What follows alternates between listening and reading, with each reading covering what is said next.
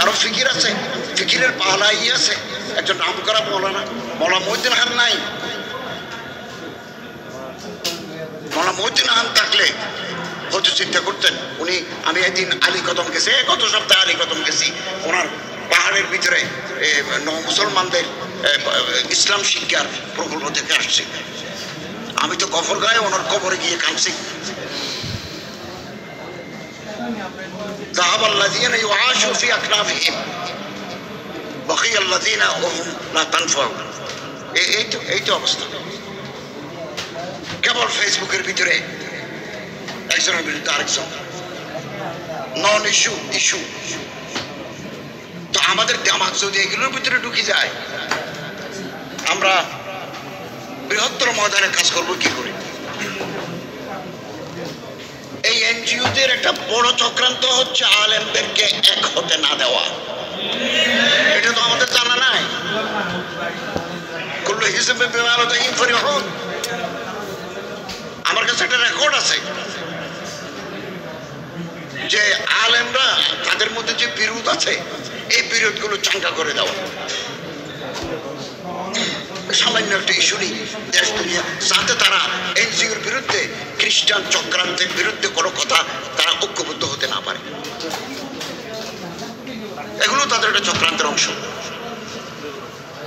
আলহামদুলিল্লাহ সচেতন নাগরিক সমাজ, মৌলানা আবরার ভাই, প্রফেসর মুক্তার সাহেব, শেখ আহমদুল্লাহ সাহেব, তারপর সাইফুল্লাহ ভাই, নদী সাহেব, আপনারা ডাক দিয়েছেন, আমরা লাভদায়ক বলার জন্য তৈরি আছি। আমি মনে করি আজকের এই সেমিনার আমাদের যাত্রা শুরু করবে নতুনভাবে। প্রতিটি জেলায় জেলায় আমরা মানুষকে অ্যাওয়ারনেস, সচেতনতা তৈরি, গণসচেতনতা তৈরি। আলেমদের কিন্তু পায়ের তলায় মাটি আছে। আলেমরা হচ্ছে সামাজিক শক্তি, নিউক্লিয়াস অফ দি সোসাইটি। প্রতিটি আলেম কোনো না কোনো মসজিদের খতিব, কোনো মসজিদের ইমাম, অথবা কোনো মাদ্রাসার খাদেম হিসাবে আছেন। জনগণের সাথে ওনাদের সম্পৃক্ততা আছে। এই জনগোষ্ঠীকে যদি এনজিও দেশ বিরোধী তৎপরতা, ধর্ম বিরোধী তৎপরতা নিয়ে আমরা ইউনাইটেড করতে পারি, এই সামাজিক শক্তি কেবল এনজিও নয়, রাষ্ট্রীয় শক্তিকেও চ্যালেঞ্জ করতে পারবে। আমাদের দায়িত্ব জেলায় জেলায় এরকম সচেতনমূলক সেমিনার হোক।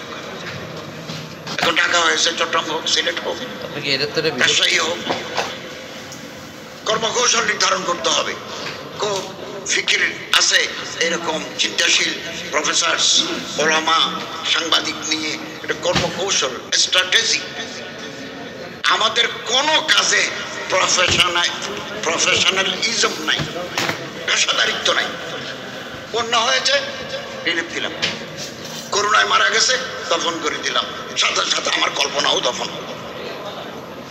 লাশ দফন, আমার প্রোগ্রামও দফন।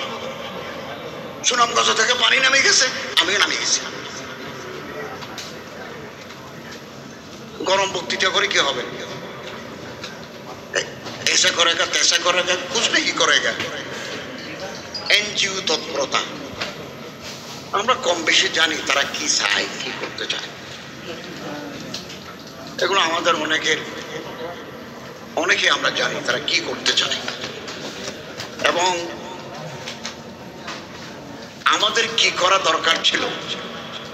এগুলো তো আজকের প্রবলেম নয়, 24 সালের প্রবলেম নয়। সম্রাট জাহাঙ্গীরের জামানা থেকে তারা কাজ করে যাচ্ছে এই ময়দানে, বিভিন্ন ফ্রন্টে কাজ করে যাচ্ছে।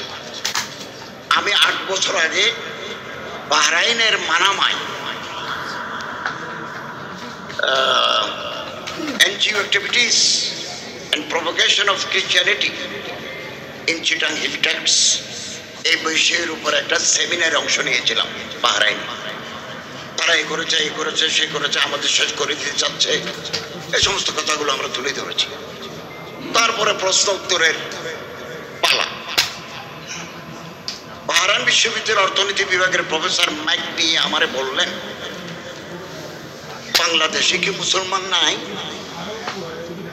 7 সমুদ্র 13 নদীর পার থেকে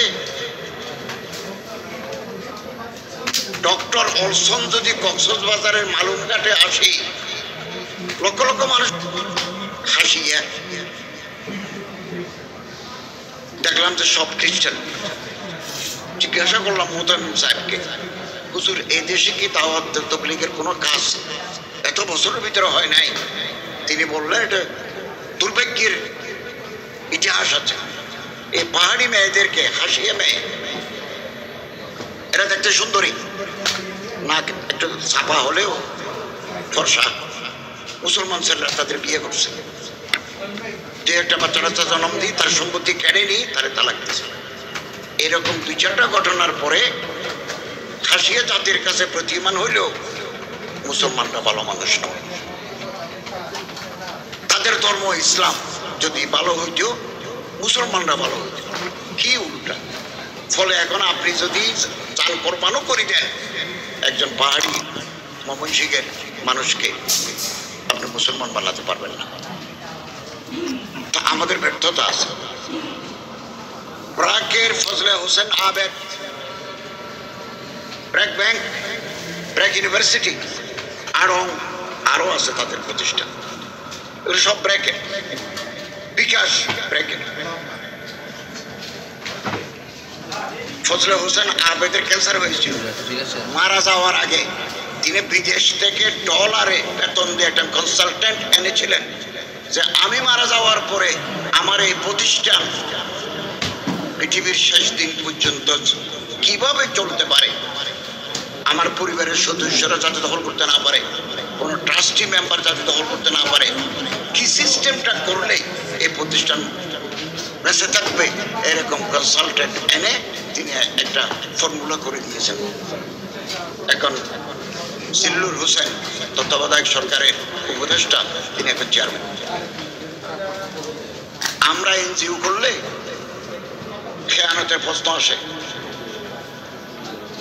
এহসানেস কোথায়? আজকে আপনি একটা সমিতি করলেন মোতারবা ভিত্তিতে, কালকে সেখানে মারামারি দিবেন, দিয়েছেন। চট্টগ্রামে একটা প্রতিষ্ঠান কোলামাদের, তারা গাড়ি নিয়ে পাউরুটি, চনাচুর, বিস্কিট মানুষের দোকানে দোকানে দিতেন। এই জিনিস শুনলাম বন্ধ। এখানে তো আমাদের খামি আছে, আমাদের আত্মসমালোচনা করা দরকার। একজন মুসলমান যদি মুসলমান বানাই, খ্রিস্টান বানাই, সে হয়ে যায় ফকির, ভিক্ষু। আমি মসজিদের খতিব 16 বছর